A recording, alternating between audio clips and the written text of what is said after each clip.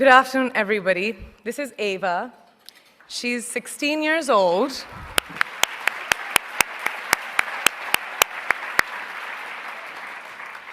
An age where girls should be enjoying their innocence and joys of their youth. But she, at such a tender age, understands the importance of being a voice for her peers, an advocate for young girls and women around the world who may not have the opportunities that us sitting over here have. So receiving this honor from a hero like her makes this so much more exceptional. So thank you.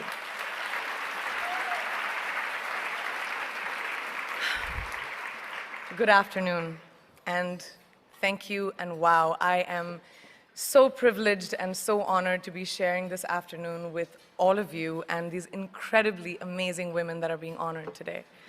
I'd like to extend my congratulations to each one of you, Octavia, Michelle, Kelly, Patty, and all 50 women that have been included in the Impact Report. Your achievements not just inspire me, but also so many others to work harder, to be better, and to make a dent wherever we can. So I'm very, very proud to be standing alongside of you.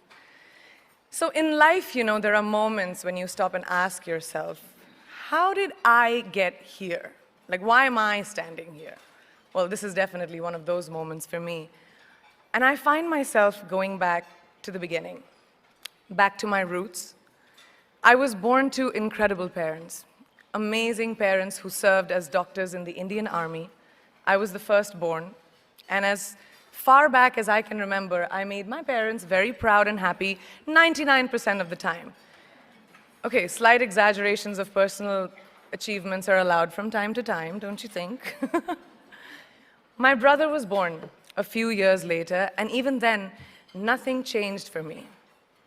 We were both given equal opportunities, and I want to emphasize this. I want to really emphasize this for you because I don't think a lot of people might understand that being equal might seem very normal. But where I come from, India, and a lot of developing countries around the world, more often than not, this is an exception. It's actually a privilege. My first experience of the glaring disparity between boys and girls came at a very, very young age. I grew up in a middle-class family with extremely philanthropic parents who constantly reminded me and my brother how lucky we were and how giving back to those who were less fortunate was not a choice, it was a way of life. Simple. I was 7 or 8 years old when my parents started taking me on these visits in a traveling clinic to developing communities around and villages around the city that we lived in called Bareilly. We were packed into this ambulance, and my parents would provide free medical care to people who couldn't afford it. My job at the age of 8 was assistant pharmacist. So I would count all the medicines, put them in an envelope, and give it out to patients, and I really took my job very seriously. Very seriously. But the more I went on these expeditions, the more I began to notice the simplest things that distinguished a boy from a girl or a man from a woman. For example, girls were pulled out of school when they hit puberty because they were considered ready for marriage and babies. That's 12 and 13, while boys still enjoyed their childhood. Or basic human rights such as healthcare were denied just because they were women. Let's call this whole experience trigger number 1 for me. Fast forward a few years and many, many triggers in between.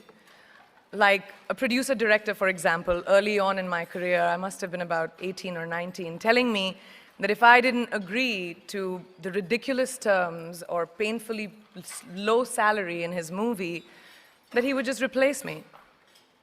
Because girls are replaceable in the entertainment business. That was a memorable one.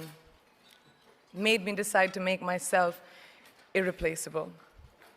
But I think what really moved the needle for me and ultimately led me to create the Priyanka Chopra Foundation for Health and Education, and around the same time partner with UNICEF, was an encounter with my housekeeper's daughter. About 12 years ago, I came home from set early one day, and she was sitting in my library reading a book. And she must have been 8 or 9 years old, and I knew she loved reading. So I asked her, I was like, it's a weekday, why aren't you in school? And she said, oh, I don't go to school anymore. So I went and asked her mother, and I said, why isn't she in school? And her mom said that her family couldn't afford to send her and her brothers to school, so they chose the boys. The reason: she would eventually get married and it would be a waste of money. I was completely blown, and it shook me to my core. Eventually, I decided to cover the cost of her education so that she could continue to learn, because education is a basic human right.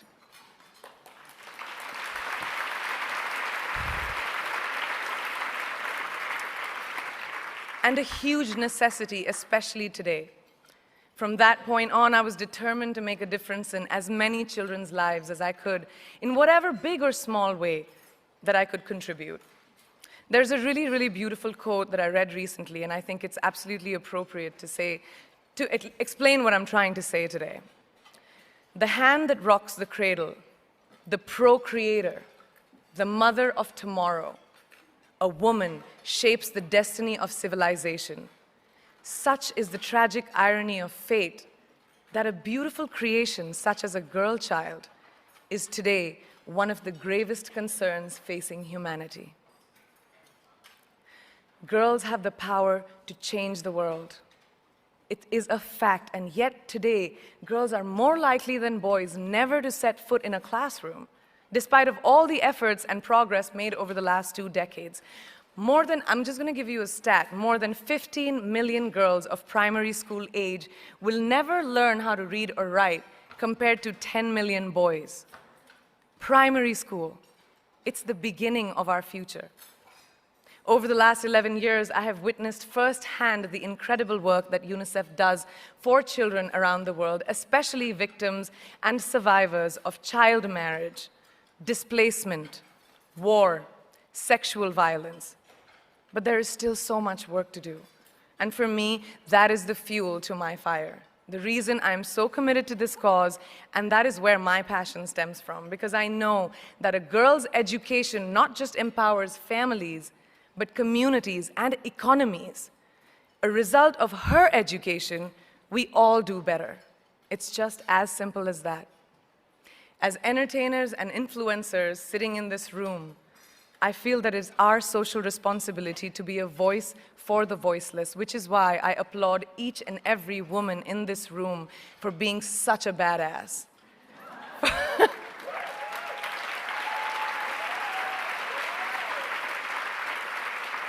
For using your platform and your voice to contribute to change, and for ensuring that there is not even one lost generation as long as we are alive.